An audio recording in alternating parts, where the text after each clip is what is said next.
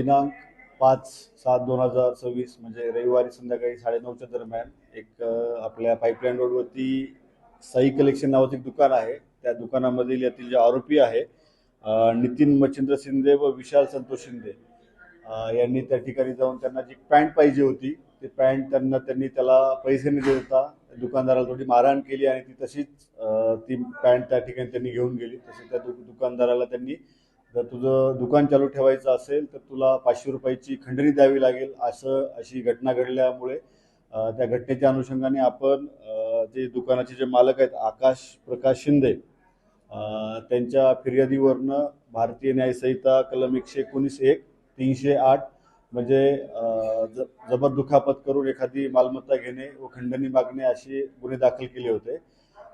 त्या अनुषंगाने दोन जे आरोपी आहेत जे मुख्य आरोपी यांना त्या दिवशी अटक करण्यात आली होती आणि त्यांना माननीय न्यायालयाने 5 दिवसाचा पोलीस कोठडी रिमांड देण्यात आला होता.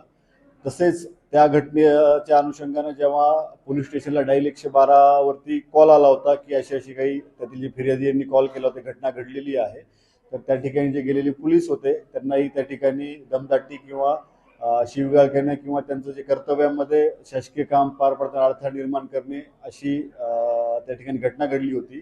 ते जे पोलीस जे कर्मचारी आहेत त्यांच्या जे पोलीस अंमलदार आहेत त्यांच्या जबाबावरनं आपण त्या गुन्ह्यामध्ये भारतीय न्याय संहिता 132 म्हणजे शासकीय कामामध्ये अडथळा निर्माण करणे असं कलमवाढ केली.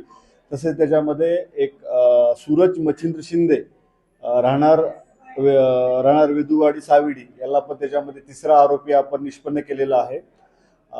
अशी ही घटना आहे. त्या घटनेच्या अनुषंगाने यातील जे तपासी अंमलदार आहेत ते या गुन्ह्यामध्ये जे काही माल गेलेला आहे तो माल शोधण्यासाठी पंचासमक्ष ते जे काही यातील जे आरोपी आहे त्यांच्या घरझडती देण्यासाठी गेले असतात. त्यातील काही त्यांच्या नातेवाईकांनी त्यांच्या जे घरातल्या जे काही महिला आहेत त्यांनी थोडीशी त्या ठिकाणी शासकीय कामात अडथळा निर्माण केलेला हुज्जत घातलेली आहे.